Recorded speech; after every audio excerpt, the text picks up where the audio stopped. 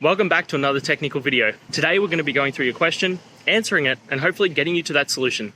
Guys, remember to stay just a little bit crazy just like me and get through to that resolution. Now, let's get started.